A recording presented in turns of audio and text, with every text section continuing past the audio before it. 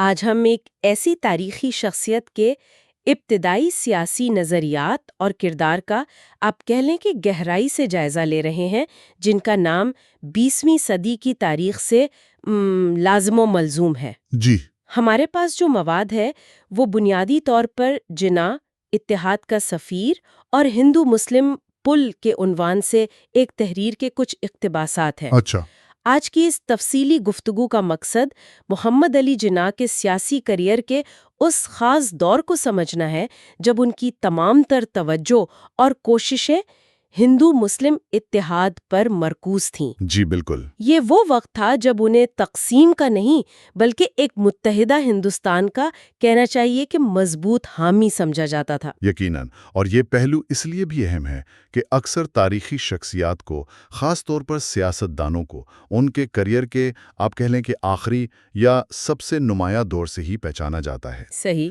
لیکن کسی بھی رہنما کے سفر کو، ان کی سوچ میں آنے والی تبدیلیوں کو اور ان کے کردار کی مکمل تصویر کو سمجھنے کے لیے ان کی ابتدائی نظریات، ان کی جدوجہد، ان کے مقاصد، ان سب کا جائزہ لینا ناگزیر ہے۔ بالکل۔ تو آئیے اس تحریر کی روشنی میں دیکھتے ہیں کہ 20ویں صدی کی پہلی 2 دہائیوں میں محمد علی جناح کن اصولوں پر کاربند تھے اور ان کی حکمت عملی کیا تھی۔ ٹھیک ہے، تو آئیے اس کا آغاز کرتے ہیں۔ 20ویں صدی کے اوائل کا ہندوستان وہ تھا کیسا؟ وہ کیا سماجی اور سیاسی پس منظر تھا جس میں جناح صاحب نے ہندو مسلم اتحاد کو اپنی سیاست کا بنیادی نقطہ بنایا؟ ذرائع کیا بتاتے ہیں اس بارے میں؟ دیکھیں، تحریر کے مطابق وہ دور جو تھا وہ تضادات سے بھرا ہوا تھا۔ ایک طرف تو بامبے، کلکتہ جیسے شہروں میں صنعتی ترقی کے آثار، مطلب نئی فیکٹریاں، تجارت۔ جی ایک نیا متوسط طبقہ بھی ابھر رہا تھا شاید۔ بالکل، ایک نیا متوسط طبقہ سامنے آ رہا تھا، لیکن دوسری طرف ہندوستان کی جو وسیع اکثریت تھی وہ دیہاتوں میں رہتی تھی، اچھا۔ جہاں غربت تھی، ناخواندگی تھی اور پرانا سماجی ڈھانچہ تھا۔ سیاسی طور پر انگریز حکومت کے تحت کچھ محدود اصلاحات کی باتیں تو ہو رہی تھیں، جیسے انڈین کاؤنسلز ایکٹ وغیرہ۔ ہاں سنا ہے۔ اختیارات اصل میں منتقل نہیں ہو رہے تھے۔ البتہ سیاسی شعور بڑھ رہا تھا اور زیادہ حقوق اور نمائندگی کا مطالبہ زور پکڑ رہا تھا۔ اور اسی ماحول میں یہ جو ہندوؤں اور مسلمانوں کے تعلقات تھے، ان کی کیا نوعیت تھی؟ کیا یہ خلیج پہلے سے تھی یا اسی دور میں بڑھنا شروع ہوئی؟ تحریر یہ بتاتی ہے کہ دیکھیں، سماجی اور مذہبی اختلافات تو صدیوں سے تھے، لیکن سیاسی سطح پر ایک واضح تقسیم اور ایک عدم اعتماد کا احساس وہ اس دور میں زیادہ نمایاں ہو رہا تھا۔ اچھا۔ جیسے 1905 میں بنگال کی تقسیم ہوئی، اس جیسے واقعات نے اس میں اور اضافہ کیا۔ کچھ گروہ تھے جو علیحدہ سیاسی شناخت اور مفادات پر زور دے رہے تھے، جس سے وہ جو ایک متحدہ قومی جدوجہد کا تصور تھا وہ کمزور پڑ رہا تھا۔ تو یہ بڑا پیچیدہ ماحول تھا۔ جی، یہی وہ نازک اور پیچیدہ ماحول تھا جس میں محمد علی جناح نے قدم رکھا اور اپنا پہلا اور اس وقت کے لیے شاید سب سے اہم سیاسی مشن وضع کیا: ہندو مسلم اتحاد۔ تو ان کی سوچ کیا تھی اس اتحاد کے پیچھے؟ کیا یہ صرف ایک سیاسی ضرورت تھی یا کوئی گہری نظریاتی بنیاد بھی تھی، جیسے تحریر اشارہ کر رہی ہے؟ دیکھیں، ان کی سوچ بڑی واضح اور منطقی تھی۔ وہ بنیادی طور پر ایک آئین پسند، ایک قانون دان تھے۔ جی۔ وہ سمجھتے تھے کہ ہندوستان کی آزادی یا کم از کم برطانوی راج کے اندر رہتے ہوئے بامعنی سیاسی اصلاحات اور شہری حقوق کا حصول یہ تبھی ممکن ہے جب ہندوستان کے 2 سب سے بڑے طبقے یعنی ہندو اور مسلمان پوری طرح متحد ہو کر ایک مشترکہ محاذ بنائیں۔ اچھا۔ ان کا استدلال تھا کہ اگر یہ دونوں آپس میں لڑتے رہے یا ایک دوسرے پر شک کرتے رہے تو اس سے صرف انگریز حکمرانوں کو فائدہ پہنچے گا۔ ہاں، وہ تقسیم کرو اور حکومت کرو والی پالیسی۔ بالکل، ان کے لیے وہ پالیسی آسان ہو جائے گی اور نتیجے میں دونوں ہی کمیونٹی سیاسی طور پر کمزور رہیں گی۔ اسی لیے اس وقت انہیں بجا طور پر ایمبیسڈر آف یونٹی یعنی اتحاد کا سفیر کہا جاتا تھا۔ یہ صرف خطاب نہیں تھا مطلب؟ نہیں، یہ صرف خطاب نہیں تھا، یہ ان کے کردار کی عکاسی تھی۔ یہ نکتہ واقعی اہم ہے کہ وہ اسے دونوں کی کمزوری سمجھتے تھے۔ تحریر میں ان کی تقاریر کا بھی ذکر ہے۔ کیا ان میں بھی یہی مرکزی خیال تھا؟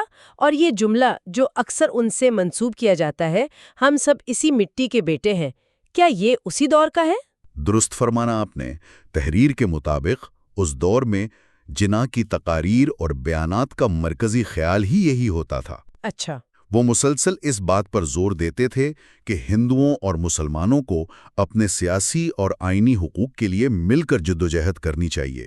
اور ہاں، یہ مشہور جملہ "we are all sons of the same soil" ہم سب اسی مٹی کے بیٹے ہیں، ان کی اسی ابتدائی سوچ کا عکاس ہے۔ تو یہ صرف ایک جذباتی نعرہ نہیں تھا؟ نہیں، یہ صرف جذباتی نعرہ نہیں تھا، اس کے پیچھے ایک گہرا سیاسی اور سماجی فلسفہ تھا۔ وہ فلسفہ کیا تھا؟ وہ کیسے قائل کرتے تھے لوگوں کو کہ ان کے مفادات مشترک ہیں؟ وہ اپنی تقاریر میں اور نجی گفتگو میں بھی بڑے ٹھوس دلائل استعمال کرتے تھے۔ وہ دونوں قوموں کو یاد دلاتے تھے کہ دیکھیں، آپ پر حکمرانی کرنے والی طاقت ایک ہے، برطانوی راج۔ جی۔ آپ کی غلامی کی زنجیریں ایک جیسی ہیں۔ آپ کے معاشی مسائل جیسے غربت، ٹیکسوں کا بوجھ، معاشی استحصال وہ مشترک ہیں۔ آپ کی بنیادی شہری آزادیاں محدود ہیں، تو آپ کا دشمن بھی مشترک ہے اور آپ کے مقاصد بھی مشترک ہونے چاہیے۔ یہ تو بڑی منطقی بات ہے۔ جی، ان کا ایک اہم استدلال یہ بھی تھا کہ ہندوستان ایک جسم کی طرح ہے۔ اگر ایک حصہ یعنی ایک کمیونٹی پسماندہ رہتی ہے یا کمزور ہوتی ہے تو پورا جسم یعنی ملک ترقی نہیں کر سکتا۔ اچھا، یعنی ایک کی کمزوری دوسرے کی کمزوری ہے؟ بالکل، طویل مدت میں ایک کی کمزوری دوسرے کی بھی کمزوری بن جاتی ہے۔ اس لیے متحدہ جدوجہد نہ صرف ضروری ہے بلکہ ناگزیر ہے۔ یہ تو بہت عملی اور منطقی انداز فکر ہے۔ اچھا، اس وقت کی سب سے بڑی سیاسی جماعت تو انڈین نیشنل کانگریس تھی۔ کانگریس کے اندر جناح کا کیا کردار تھا؟ کیا وہ وہاں بھی اسی اتحاد کے نظریے کو پوری قوت سے آگے بڑھا رہے تھے؟ تحریر اس بارے میں کیا کہتی ہے؟ یقیناً کانگریس اس وقت قومی تحریک کا مرکزی پلیٹ فارم تھا۔ جناح صاحب نہ صرف کانگریس کے رکن تھے بلکہ ایک نمایاں رہنما کے طور پر ابھر رہے تھے۔ جی۔ کانگریس کے اندر ان کا کردار، جیسا کہ تحریر واضح کرتی ہے، ایک پل بنانے والے کا تھا، ایک برج بلڈر۔ اچھا، یہ آسان نہیں ہوگا شاید؟ نہیں، یہ کام آسان نہیں تھا، کیونکہ جیسا پہلے ذکر ہوا، اس وقت کانگریس میں مسلمانوں کی شمولیت اور نمائندگی نسبتاً کم تھی۔ کیوں؟ بہت سے مسلم رہنما اور عوام کانگریس کو بنیادی طور پر ایک ہندو اکثریتی جماعت سمجھتے تھے، اور انہیں یہ خدشہ تھا کہ کانگریس کے پلیٹ فارم سے ان کے مخصوص مفادات کا شاید مکمل تحفظ نہ ہو پائے۔ سر سید والی تحریک کا بھی اثر ہوگا۔ جی، سر سید احمد خان کی تحریک کے اثرات بھی تھے، جو مسلمانوں کو کانگریس سے ایک طرح سے دور رہنے کا مشورہ دیتی تھی۔ تو جناح نے اس مشکل صورتحال میں کیا حکمت عملی اپنائی؟ انہوں نے مسلمانوں کے ان خدشات کو کیسے دور کرنے کی کوشش کی اور کانگریس کے اندر اتحاد کو کیسے فروغ دیا؟ تحریر کے مطابق انہوں نے ایک، آپ کہہ لیں، دو طرفہ حکمت عملی اپنائی، ٹو پرونگڈ اسٹریٹجی۔ اچھا، وہ کیا تھی؟ ایک طرف وہ مسلمانوں کو، خاص طور پر تعلیم یافتہ طبقے کو مسلسل یہ ترغیب دیتے رہے کہ وہ الگ تھلگ رہنے کے بجائے زیادہ سے زیادہ تعداد میں کانگریس میں شامل ہوں، تاکہ وہ اندر سے اثر انداز ہو سکیں۔ بالکل، تاکہ وہ جماعت کی پالیسیوں پر اثر انداز ہو سکیں اور اپنی آواز مؤثر طریقے سے اٹھا سکیں۔ وہ سمجھتے تھے کہ باہر رہ کر تنقید کرنے سے بہتر ہے کہ اندر آ کر نظام کا حصہ بنا جائے اور اپنے حقوق کے لیے لڑا جائے۔ اور دوسری طرف کانگریس کی قیادت کے حوالے سے کیا کیا انہوں نے؟ دوسری طرف جو شاید زیادہ مشکل کام تھا، انہوں نے کانگریس کے ہندو رہنماؤں پر، جن میں گوپال کرشن گوکھلے جیسے اعتدال پسند رہنما بھی تھے جنہیں جناح اپنا سیاسی مرشد مانتے تھے، جی، اور دیگر قوم پرست رہنماؤں پر مسلسل زور دیا کہ وہ مسلمانوں کے خدشات کو سنجیدگی سے لیں۔ انہیں قائل کرنے کی کوشش کی۔ جی، انہیں قائل کرنے کی کوشش کرتے کہ مسلمانوں کو صرف نمائندگی دینا کافی نہیں، بلکہ انہیں جماعت کے اندر ایک محفوظ اور باعزت مقام دینا ہوگا، ان کے مذہبی اور ثقافتی تشخص کا احترام کرنا ہوگا اور ان کے جائز سیاسی مطالبات پر ہمدردانہ غور کرنا ہوگا۔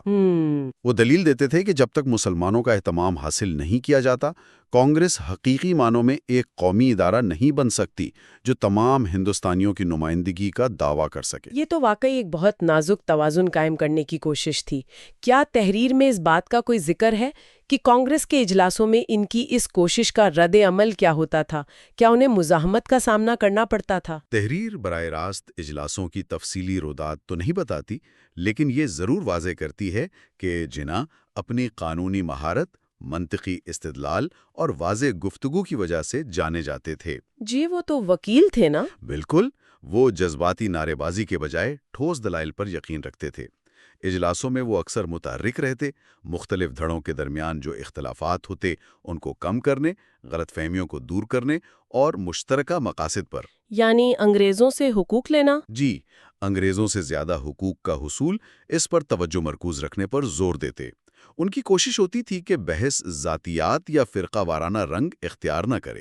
یہ آسان تو نہیں رہا ہوگا یقیناً۔ یقیناً آسان نہیں تھا، اور انہیں دونوں طرف سے یعنی قدامت پسند مسلمانوں اور ہندو قوم پرستوں دونوں کی جانب سے بعض اوقات تنقید کا سامنا بھی کرنا پڑتا ہوگا، لیکن تحریر کے مطابق وہ ثابت قدمی سے اپنے موقف پر ڈٹے رہیں۔ اچھا۔ ان کی یہی مستقل مزاجی اور غیر جانبداری تھی جس نے انہیں دونوں طرف ایک خاص مقام عطا کیا۔ اسی تسلسل میں تاریخ میں ہم 1916 کے مشہور لکھنؤ معاہدے کا ذکر سنتے ہیں، لکھنؤ پیکٹ۔ جی ہاں، بہت اہم۔ یہ ایک اہم سنگ میل تھا جہاں کانگریس اور آل انڈیا مسلم لیگ نے پہلی بار ایک مشترکہ پلیٹ فارم سے برطانوی حکومت سے آئینی اصلاحات کا مطالبہ کیا۔ تحریر یہ کہتی ہے کہ اس معاہدے کی بنیاد جناح کی انہی ابتدائی کوششوں میں رکھی گئی تھی۔ یہ کیسے ہوا؟ کیا یہ کوئی اچانک ہونے والا واقعہ تھا یا اس کے پیچھے برسوں کی محنت تھی؟ نہیں، یہ یقیناً کوئی اچانک رونما ہونے والا واقعہ نہیں تھا، بلکہ یہ جناح صاحب کی برسوں کی مسلسل اور آپ کہہ لیں خاموش سفارتکاری اور پل سازی کی کوششوں کا منطقی نتیجہ تھا۔ اچھا۔ لکھنؤ پیکٹ 1916 میں ہوا، لیکن اس کی زمین ہموار کرنے میں، جیسا کہ تحریر اشارہ کرتی ہے، جناح کی کم از کم ایک دہائی کی محنت شامل تھی۔ ایک دہائی؟ عملی طور پر فروغ دینے کے لیے مسلسل کام کیا۔ انہوں نے دونوں جماعتوں، کانگریس اور مسلم لیگ، جس کے وہ رکن بھی بن چکے تھے اور جس میں بھی وہ اتحاد کے لیے کام کر رہے تھے، ہاں وہ لیگ میں بھی تھے، جی، دونوں کے رہنماؤں کے ساتھ ذاتی سطح پر تعلقات استوار کیے۔ انہوں نے اپنی گفتگو اور عمل میں ہمیشہ انصاف پسندی، معقولیت اور آئینی طریقوں پر زور دیا۔ تو کیا یہ کہنا درست ہوگا کہ ان کی ذاتی شخصیت، ان کی ساکھ اور غیر جانبداری نے اس معاہدے کو ممکن بنانے میں کلیدی کردار ادا کیا؟ بلا شبہ تحریر اسی نقطے پر زور دیتی ہے۔ اس وقت تک جناح صاحب اپنی وکالت اور سیاست دونوں میں ایک خاص مقام بنا چکے تھے۔ جی۔ ان کی شخصیت میں ایک خاص قسم کی سنجیدگی تھی، دیانتداری تھی، اصول پسندی تھی۔ انہوں نے یہ ثابت کر دیا تھا کہ وہ صرف مسلمانوں کے نہیں بلکہ ہندوستان کے تمام طبقوں کے حقوق کے لیے آواز اٹھاتے ہیں اور انصاف کی بات کرتے ہیں۔ اسی لیے شاید ہندو رہنما بھی ان پر اعتماد کرتے تھے؟ بالکل یہی وجہ تھی کہ گوکھلے، سروجنی نائیڈو، جنہوں نے انہیں ambassador of Hindu Muslim unity کا خطاب دیا، اچھا انہوں نے دیا تھا؟ جی ہاں، اور دیگر کئی اہم ہندو رہنما ان کی نیت، قابلیت اور غیر جانبداری کے قائل تھے اور ان پر اعتماد کرنے کو تیار تھے۔ اور دوسری طرف مسلمان؟ دوسری طرف مسلم لیگ کے اندر بھی انہیں ایک ایسا باوقار، قابل اور جدید سوچ رکھنے والا رہنما سمجھا جاتا تھا جو مسلمانوں کے مفادات کا تحفظ کرتے ہوئے انہیں قومی دھارے سے بھی جوڑ سکتا تھا۔ تو وہ ایک منفرد پوزیشن میں تھے؟ جی، وہ ایک ایسی منفرد پوزیشن میں تھے جہاں وہ دونوں جماعتوں کو قریب لا سکتے تھے۔ انہوں نے عملی طور پر وہ فضا قائم کی، وہ اعتماد بحال کیا جس کی بنیاد پر لکھنؤ پیکٹ جیسا تاریخی معاہدہ ممکن ہو سکا۔ اگرچہ وہ بعد میں کامیاب نہیں رہا شاید پوری طرح۔ جی، بعد میں اس پر عمل درآمد میں مشکلات آئیں، لیکن اس وقت وہ ہندو مسلم اتحاد کی سب سے بڑی علامت بن گیا۔ تو جو ذرائع ہم نے دیکھے ہیں ان کی روشنی میں ہم اس دور کا کیا خلاصہ کر سکتے ہیں؟ اس سب کا کیا مطلب نکلتا ہے؟ مطلب بہت واضح ہے۔ محمد علی جناح، جنہیں بعد میں ایک بالکل مختلف سیاسی کردار کے لیے جانا جاتا ہے، جی، انہوں نے اپنے سیاسی سفر کا آغاز شدت سے ہندو مسلم اتحاد کے ایک پرجوش وکیل کے طور پر کیا۔ وہ تقسیم کے نہیں بلکہ اشتراک عمل اور متحدہ ہندوستان کے فریم ورک کے اندر رہتے ہوئے حقوق کے حصول کے حامی تھے۔ اور وہ قول ہم سب اسی مٹی کے بیٹے ہیں۔ جی، وہ صرف الفاظ نہیں تھے بلکہ یہ ان کی اس وقت کی سیاست کا بنیادی فلسفہ اور محور تھا۔ وہ سمجھتے تھے کہ ہندوستان کی تقدیر مشترکہ جدوجہد سے وابستہ ہے۔ یہ واقعی ان کی شخصیت اور سیاسی سفر کا ایک انتہائی اہم مگر اکثر نظر انداز کیے جانے والا پہلو ہے، جی، خاص طور پر جو ہم تاریخ کو صرف تقسیم ہند کے تناظر میں دیکھتے ہیں۔ بالکل۔ اور ان ابتدائی سالوں کا مطالعہ ہمیں یہ سمجھنے میں مدد دیتا ہے کہ جناح بنیادی طور پر ایک عملیت پسند، ایک پریگمیٹسٹ اور آئین پسند کانسٹیٹیوشنلسٹ سیاستدان تھے۔ وہ ہندوستان کے مستقبل کے لیے مشترکہ جدوجہد کو نہ صرف ممکن بلکہ ضروری سمجھتے تھے، یہ دور ان کی سیاسی فکر کے ارتقاء کو سمجھنے کے لیے کلیدی حیثیت رکھتا ہے۔ اس سے ان کی شخصیت کی پیچیدگی اور گہرائی کا بھی اندازہ ہوتا ہے۔ اس ساری گفتگو سے یہ اہم سوال بھی پیدا ہوتا ہے، جیسا کہ آپ نے بالکل شروع میں اشارہ کیا تھا، کہ رہنماؤں کے نظریات اور راستے بدل سکتے ہیں، کہ آخر وہ کون سے عوامل تھے، جی، وہ کیا تاریخی واقعات تھے، سیاسی مجبوریاں تھیں یا بدلتے ہوئے حالات تھے جنہوں نے مستقبل میں راستے جدا کرنے میں کلیدی کردار ادا کیا۔ بالکل۔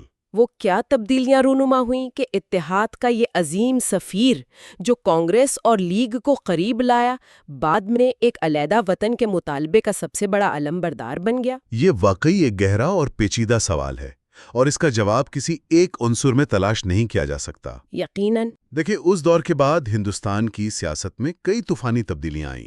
پہلی جنگ عظیم کے اثرات، جلیانوالہ باغ کا سانحہ، خلافت تحریک، نہرو رپورٹ، گول میز کانفرنسیں، جی بہت کچھ ہوا۔ کانگریسی وزارتوں کا قیام اور ان کے تجربات، اور پھر دوسری جنگ عظیم کے دوران بدلتی ہوئی عالمی صورتحال، ان تمام واقعات نے سیاسی منظرنامے کو، رہنماؤں کی سوچ کو، عوام کے جذبات کو شدید طور پر متاثر کیا۔ تعلقات میں بھی فرق آیا ہوگا نا؟ یقیناً، مختلف رہنماؤں کے درمیان ذاتی تعلقات میں بھی اتار چڑھاؤ آیا۔ ان تمام عوامل نے مل کر یقیناً مستقبل کی راہ متعین کرنے میں اپنا کردار ادا کیا۔ یہ واقعی سوچنے کی بات ہے، ایک رہنما جس نے اپنی سیاست کی پوری عمارت اتحاد کی بنیاد پر کھڑی کی، اس کے سفر میں آگے کیا موڑ آئے ہوں گے جس نے منزل ہی بدل دی؟ یہ وہ سوال ہے جو اس تحریر کو پڑھنے کے بعد ذہن میں ابھرتا ہے، اور شاید ہمارے سامعین اس پر خود مزید غور کر سکتے ہیں، مختلف نقطۂ نظر کا مطالعہ کر سکتے ہیں اور اپنی رائے قائم کر سکتے ہیں۔ جی، خاص طور پر محمد علی جناح کے سیاسی سفر کا وہ دور جب وہ ہندو مسلم اتحاد کے بہت بڑے حامی سمجھے جاتے تھے۔ بالکل۔ ہمارے پاس جو یہ مواد ہے، یہ دراصل ایک تحریر کے اقتباسات پر مبنی ہے، اور یہ ان کی کوششوں اور اس راہ میں جو مشکلات آئیں ان پر گہری نظر ڈالتا ہے۔ جی، اور آج ہماری کوشش یہی رہے گی کہ اس تحریر میں جو اہم نکات ہیں، جو بصیرت ہے، اسے سمجھیں۔ خاص طور پر یہ جاننے کی کوشش کریں گے کہ ان ذرائع کی روشنی میں جناح صاحب کے نزدیک آخر اتحاد کی اتنی اہمیت کیوں تھی؟ صحیح۔ اور اس مقصد کو پانے میں انہیں کس قسم کے، آپ کہہ لیں، چیلنجز کا سامنا تھا۔ مقصد یہی ہے کہ اس خاص دور کو، ان کی سوچ کو، ان کی حکمت عملی کو بہتر سمجھ سکیں۔ ٹھیک ہے، تو آئیے اس تجزیے کا آغاز کرتے ہیں۔ فراہم کردہ تحریر کا ایک حصہ بتاتا ہے، جیسا آپ نے کہا، کہ جناح صاحب کے لیے یہ اتحاد کا راستہ کوئی آسان نہیں تھا، کوئی پھولوں کی سیج نہیں تھا۔ جی نہیں۔ انہیں کافی مشکلات تھیں۔ ایک طرف تو کچھ ہندو حلقے تھے جو انہیں شک کی نگاہ سے دیکھتے تھے۔ ہاں، انہیں لگتا تھا کہ یہ بالآخر صرف مسلمانوں کے مفادات کا ہی تحفظ کریں گے۔ بالکل، اور یہ شک صرف ایک طرف نہیں تھا، دوسری طرف بھی تھا۔ مسلمانوں کے اندر بھی ایک طبقہ تھا جو ان پر تنقید کر رہا تھا۔ اچھا، ان کا کیا اعتراض تھا؟ ان کا اعتراض یہ تھا کہ جناح صاحب کانگریس کے ساتھ مل کر یا اس میں شامل ہو کر کہیں مسلمانوں کے جو مخصوص سیاسی اور سماجی حقوق ہیں ان پر سمجھوتا نہ کر لیں۔ تو صورتحال یہ تھی کہ وہ دونوں طرف سے دباؤ میں تھے، شکوک و شبہات کا سامنا کر رہے تھے۔ یہ تو واقعی کسی بھی لیڈر کے لیے بہت ہی کٹھن پوزیشن ہوتی ہے۔ جی بالکل۔ تو ایسے میں تو کوئی بھی پیچھے ہٹ سکتا تھا، لیکن یہاں یہ بات واقعی دلچسپ لگتی ہے اس تحریر کے مطابق کہ ان تمام تر مخالفتوں اور شبہات کے باوجود جناح صاحب اپنے موقف پر قائم رہے، مضبوطی سے۔ جی، آخر اس کی وجہ کیا تھی؟ کیا یہ صرف آپ کہیں گے ضد تھی یا کوئی گہری سوچ تھی اس کے پیچھے؟ دیکھیں، یہ تحریر جو نقطہ نظر پیش کرتی ہے نا، وہ یہ ہے کہ اس استقامت کی بنیاد ان کا پختہ یقین تھا۔ یقین؟ جی، یقین۔ وہ سمجھتے تھے کہ ہندوستان کی حقیقی آزادی اور خود مختاری کا خواب وہ تب تک پورا نہیں ہو سکتا جب تک یہاں کی دو بڑی قومیں یعنی ہندو اور مسلمان مل کر جدوجہد نہ کریں۔ ان کے لیے یہ کوئی ذاتی پسند ناپسند کا معاملہ نہیں تھا یا کوئی سیاسی پینترے بازی نہیں تھی، اچھا، بلکہ ایک بڑے قومی مقصد کے حصول کے لیے یہ ایک ناگزیر شرط تھی۔ تو یہ ضرورت تھی؟ جی، ضرورت اور اصول۔ اس تحریر سے یہی تاثر ملتا ہے کہ ان کے نزدیک اصول یعنی اتحاد کی ضرورت وہ ذاتی مخالفت اور تنقید سے کہیں زیادہ اہم تھی۔ وہ جانتے تھے کہ راستہ مشکل ہے، کانٹوں بھرا ہے، مگر ان کے خیال میں اس کے سوا کوئی چارہ نہیں تھا۔ اچھا، تو یہ اصول پرستی کا معاملہ تھا؟ آئیے اس نقطے کو ذرا اور کھولتے ہیں۔ جی ضرور۔ کیا یہ اتحاد صرف ایک وقتی ضرورت تھی؟ مطلب ایک سیاسی چال جسے حالات کے تحت اپنایا گیا، یا اس کی جڑیں کسی گہرے فلسفے میں تھیں؟ تحریر کا اگلا حصہ شاید اس پر کچھ روشنی ڈالے۔ جی ہاں، اور یہ اس گفتگو کا ایک بہت اہم نقطہ ہے۔ یہ مواد واضح کرتا ہے کہ جناح صاحب کے لیے اتحاد صرف ایک وقتی سیاسی حکمت عملی یا ٹیکٹک نہیں تھا۔ نہیں تھا؟ جی نہیں، بلکہ یہ ان کے نزدیک ایک بنیادی اصول کی حیثیت رکھتا تھا۔ اصول؟ اسے تھوڑا اور واضح کریں گی؟ کس طرح کا اصول؟ اس تحریر کی روشنی میں اصول اس معنی میں کہ جناح صاحب اس حقیقت کو بخوبی سمجھتے تھے جسے تقسیم کرو اور حکومت کرو کی پالیسی کہا جاتا ہے۔ اچھا، ڈیوائیڈ اینڈ رول۔ جی بالکل، یعنی بیرونی یا سامراجی طاقتیں مقامی گروہوں کو آپس میں لڑا کر، ان میں پھوٹ ڈال کر انہیں کمزور رکھتی ہیں تاکہ ان پر اپنی حکمرانی قائم رکھنا آسان ہو۔ وہ سمجھتے تھے کہ اگر ہندوستان کے ہندو اور مسلمان آپس میں ہی الجھے رہیں، ایک دوسرے کے خلاف رہیں، تو بیرونی طاقت یعنی برطانوی راج وہ ہمیشہ ان پر غالب رہے گا اور آزادی دور رہے گی۔ جی، اور حقیقی معنوں میں خود مختاری یا سراج کا حصول ایک خواب ہی رہے گا۔ تو اس سب کا کیا مطلب نکلتا ہے؟ کیا یہ اتحاد بنیادی طور پر صرف انگریزوں کے خلاف ایک متحدہ محاذ بنانے کی کوشش تھی، یا کچھ اور بھی تھا؟ یہ اس سے میرے خیال میں کہیں زیادہ گہری بات تھی، اگر ہم اس تحریر کی روشنی میں وسیع تر تناظر میں دیکھیں۔ جی۔ تو اتحاد ان کے لیے صرف انگریز مخالف حکمت عملی نہیں تھی، بلکہ یہ آنے والے آزاد ہندوستان کی بنیاد رکھنے کی کوشش تھی۔ مستقبل کے لیے؟ جی، مستقبل کے لیے ایک لازمی شرط تھی۔ ان کا ماننا تھا، جیسا کہ یہ متن اشارہ کرتا ہے، کہ ایک آزاد اور خود مختار ہندوستان تبھی مضبوط اور مستحکم ہو سکتا ہے جب اس کے تمام باشندے، خصوصاً دو بڑی قومیں ہندو اور مسلمان، مکمل ہم آہنگی، باہمی احترام اور برابری کی بنیاد پر ساتھ رہیں۔ اچھا۔ اس لیے یہ محض سیاسی ضرورت نہیں تھی، بلکہ ایک منصفانہ اور پائیدار مستقبل کی تعمیر کا سوال تھا۔ تو یہ انصاف اور برابری کے اصولوں پر مبنی ایک ویژن تھا؟ بالکل، نہ کہ صرف وقتی سیاسی مجبوری۔ یہ واقعی ایک اہم نقطہ ہے، یعنی اتحاد صرف ایک ذریعہ نہیں تھا بلکہ منزل کا ایک لازمی حصہ تھا۔ اچھا، تو اس ساری جدوجہد سے اتحاد کے لیے جو کوششیں ہوئیں، ان سے کیا مخصوص اسباق اخذ کیے جا سکتے ہیں؟ کیا یہ تحریر اس حوالے سے بھی کچھ بتاتی ہے؟ جی بالکل، یہ متن جناح صاحب کے اس دور کی جدوجہد سے حاصل ہونے والے 3 اہم اسباق کی نشاندہی کرتا ہے، اور میرے خیال میں یہ اسباق آج بھی وہ متعلقہ ہو سکتے ہیں۔ اچھا، پہلا سبق کیا ہے؟ پہلا سبق جو اس تحریر سے سامنے آتا ہے وہ یہ ہے کہ اتحاد کوئی آسان چیز نہیں ہے، فوری طور پر حاصل نہیں ہو جاتی۔ اس کے لیے بے پناہ محنت، مستقل مزاجی اور سب سے بڑھ کر صبر کی ضرورت ہوتی ہے۔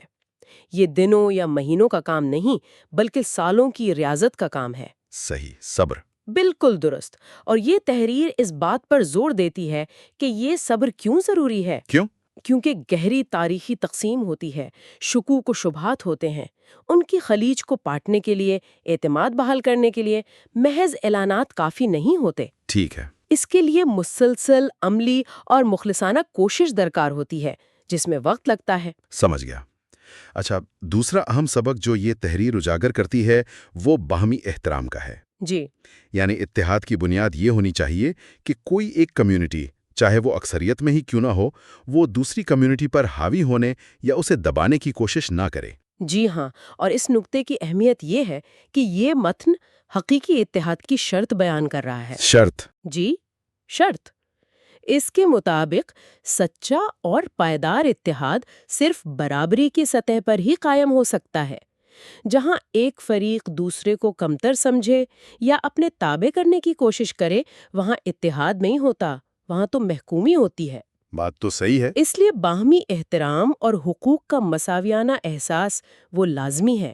اور تیسرا نقطہ جو مجھے ذاتی طور پر بہت گہرا محسوس ہوا وہ اصول کو حکمت عملی پر فوقیت دینے کا ہے۔ تحریر یہ کہتی ہے کہ جناح صاحب نے اس دور میں اتحاد کی وکالت اس لیے نہیں کی کہ یہ سیاسی طور پر سب سے آسان یا فائدہ مند راستہ تھا، نہیں، بلکہ اس لیے کہ ان کے نزدیک انصاف کا تقاضا یہی تھا۔ یہاں یہ بات واقعی قابل غور ہے۔ یہ تیسرا نقطہ اس تحریر کے مطابق جناح صاحب کی شخصیت اور ان کے سیاسی فلسفے کو سمجھنے میں کلیدی حیثیت رکھتا ہے۔ کیسے؟ یعنی وقتی سیاسی فائدے، مقبولیت یا ذاتی آسانی کو ایک طرف رکھ کر اس راستے پر چلنا جو اصولاً درست اور منصفانہ ہو۔ اچھا، یہ متن یہ تاثر دیتا ہے کہ ان کا اتحاد پر زور دینا اس بات کی عکاسی کرتا تھا کہ وہ انصاف، برابری اور قومی مفاد کو قلیل مدتی سیاسی حکمت عملیوں یا ذاتی تنقید سے زیادہ اہمیت دیتے تھے۔ تو یہی اصول پسندی تھی؟ جی، شاید یہی اصول پسندی تھی جس نے انہیں اس مشکل اور بظاہر ناممکن نظر آنے والے راستے پر چلنے کی ہمت اور حوصلہ بخشا۔ ان تمام کوششوں، اصول پسندی اور اس کٹھن جدوجہد کا کوئی فوری نتیجہ بھی نکلا؟ کیا اس دور میں ان کی ان کوششوں کو کسی سطح پر سراہا گیا تھا؟ جی ہاں، اس تحریر کے آخری حصے میں اس بات کا ذکر ہے کہ انہی مسلسل اور مخلصانہ کوششوں کے نتیجے میں ان برسوں میں محمد علی جناح صاحب کو ایک بہت ہی خاص اور معنی خیز لقب سے نوازا گیا۔ اچھا، وہ کیا تھا؟ انہیں ہندو مسلم اتحاد کا سفیر کہا جانے لگا، ambassador of Hindu Muslim unity. سفیر اتحاد، واہ، یہ تو صرف ایک پرکشش خطاب نہیں لگتا، نہیں، بالکل نہیں۔ بلکہ اس دور میں ان کی جانب سے کی جانے والی محنت، لگن اور ان کے واضح موقف کا ایک ٹھوس اعتراف محسوس ہوتا ہے۔ یقیناً۔ صدقہ، کیا مطلب ہے؟ یہ لقب ان کے کردار کے بارے میں کیا بتاتا ہے؟ یقیناً یہ لقب اس بات کی گواہی تھا کہ اس وقت کے سیاسی منظرنامے میں کم از کم کچھ اہم حلقے تھے جو ان کی کوششوں کو کتنی سنجیدگی اور قدر کی نگاہ سے دیکھتے تھے۔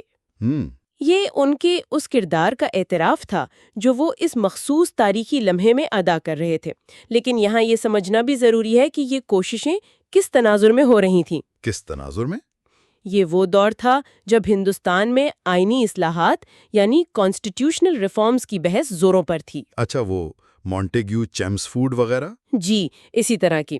ان اصلاحات کا بنیادی مقصد یہ تھا کہ حکومت ہند ایکٹ میں تبدیلیاں لا کر ہندوستانیوں کو حکومتی ڈھانچے میں زیادہ نمائندگی اور اختیارات دیے جائیں۔ ٹھیک ہے۔ جناح صاحب اس تحریر کی روشنی میں ان اصلاحات کے ذریعے ایک ایسے متحدہ ہندوستان کا قیام چاہتے تھے جہاں ہندوؤں اور مسلمانوں دونوں کے حقوق محفوظ ہوں۔ یہ وضاحت اہم ہے، لیکن یہیں پر وہ سوال پیدا ہوتا ہے جو اکثر ذہنوں میں آتا ہے اور جس کا آپ نے پہلے بھی اشارہ دیا تھا۔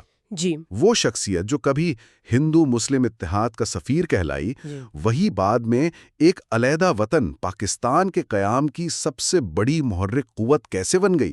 یہ بظاہر ایک تضاد سا نظر آتا ہے۔ اور یہ تحریر اسی بظاہر تضاد کو حل کرنے کی کوشش کرتی ہے۔ اچھا، کیسے؟ اس کا نقطۂ نظر یہ ہے کہ اگرچہ تاریخ کا دھارا بعد میں انہیں پاکستان کے قیام کی طرف لے گیا، لیکن جس دور کی ہم بات کر رہے ہیں یعنی 20ویں صدی کی ابتدائی دہائیاں، اس میں ان کا بنیادی مقصد بالکل واضح تھا۔ کیا تھا وہ؟ برطانوی ہندوستان کے اندر رہتے ہوئے آئینی ذرائع سے ایک ایسا سیاسی نظام وضع کرنا جس میں ہندو اور مسلمان مل کر خود مختاری کی طرف بڑھ سکیں۔ یہ تحریر اس بات پر زور دیتی ہے کہ قیادت کوئی جامد چیز نہیں ہوتی، یہ ایک ارتقائی عمل ہے، ایک ایوولوشنری پروسیس۔ ارتقائی عمل؟ جی، حالات بدلتے ہیں، سیاسی حقیقتیں تبدیل ہوتی ہیں، نئے چیلنجز سامنے آتے ہیں اور ایک رہنما کو ان بدلتے ہوئے حالات کے مطابق اپنی حکمت عملی اور اہداف کو بھی وہ تبدیل کرنا پڑ سکتا ہے۔ تو آپ کہہ رہی ہیں کہ یہ تحریر یہ تجویز کرتی ہے کہ یہ ایک ہی رہنما کے سفر کے دو مختلف مگر مربوط مراحل تھے، تضاد نہیں بلکہ ارتقاء۔ بالکل، یہ تحریر یہی نقطہ پیش کرتی ہے۔ اس کے مطابق جناح صاحب کا پہلے اتحاد کے لیے کام کرنا اور بعد میں بدلے ہوئے سیاسی حالات اور تجربات کی روشنی میں مسلمانوں کے لیے ایک علیحدہ ریاست کا مطالبہ کرنا، یہ ایک دوسرے کی نفی نہیں کرتے۔ اچھا، بلکہ یہ ایک ہی قیادت کے سفر کے دو مختلف مراحل ہیں۔ پہلا مرحلہ متحدہ ہندوستان کے فریم ورک میں حقوق کے تحفظ کی کوشش پر مبنی تھا، جی، اور جب وہ راستہ مسدود ہوتا نظر آیا یا ناکافی محسوس ہوا تو دوسرا مرحلہ شروع ہوا۔ یہ ہمیں یاد دلاتا ہے کہ تاریخی شخصیات اور ان کے فیصلوں کو ان کے مخصوص وقت اور حالات کے تناظر میں سمجھنا کتنا ضروری ہے، بجائے اس کے کہ ہم انہیں کسی ایک لیبل یا ایک کردار میں ہمیشہ کے لیے قید کر دیں۔ یہ واقعی ایک بہت اہم اور گہرا نقطۂ نظر ہے۔ تو اگر ہم آج کی اس گفتگو کا خلاصہ کریں تو ہم نے اس فراہم کردہ تحریر کی روشنی میں دیکھا کہ محمد علی جناح صاحب نے اپنے سیاسی سفر کے ایک اہم ابتدائی دور میں ہندو مسلم اتحاد کے لیے کس قدر پرعزم، اصول پسند اور مخلصانہ کوششیں کی۔ جی، ہم نے دیکھا کہ انہیں اسلام میں دونوں طرف سے شدید شکوک و شبہات اور مخالفت کا سامنا کرنا پڑا، لیکن وہ اس کے باوجود ڈٹے رہے، بالکل۔ کیونکہ وہ اتحاد کو محض ایک سیاسی چال نہیں بلکہ ہندوستان کی آزادی، انصاف اور ایک مستحکم مستقبل کے لیے ایک لازمی اصول سمجھتے تھے۔ جی ہاں، اور اسی دور کی کاوشوں کا نتیجہ تھا کہ انہیں ہندو مسلم اتحاد کے سفیر جیسے معتبر لقب سے بھی نوازا گیا۔ جی ہاں، بالکل۔ اور یہ تمام گفتگو ہمیں ایک حتمی غور طلب نقطے پر لا کھڑا کرتی ہے جو براہ راست اسی مواد اور اس کے تجزیے سے ابھرتا ہے۔ وہ کیا ہے؟ یہ تحریر ہمیں یہ سوچنے پر مجبور کرتی ہے کہ تاریخی شخصیات کے کردار، ان کے اہداف، ان کی حکمت عملیاں وقت اور بدلتے ہوئے حالات کے ساتھ کیسے تبدیل ہو سکتی ہیں، اور کیسے ایک ہی رہنما کے سفر میں بظاہر متضاد نظر آنے والے مراحل دراصل ایک ہی بڑے اور پیچیدہ تسلسل کا حصہ ہو سکتے ہیں۔ صحیح۔ قیادت کے اس ارتقاء کو، اس کے مختلف مراحل کو ان کے اپنے اپنے مخصوص تاریخی، سماجی اور سیاسی سیاق و سباق میں سمجھنا کتنا اہم ہے۔ کیا ہم اکثر تاریخی شخصیات کو ان کے سفر کے کسی ایک حصے کی بنیاد پر پرکھنے کی غلطی تو نہیں کرتے؟ یہ ایک اہم سوال ہے۔ جی، یہ سوال ہمیں تاریخ اور تاریخی قیادت کو زیادہ گہرائی، زیادہ باریک بینی اور شاید زیادہ ہمدردی کے ساتھ دیکھنے کی دعوت دیتا ہے۔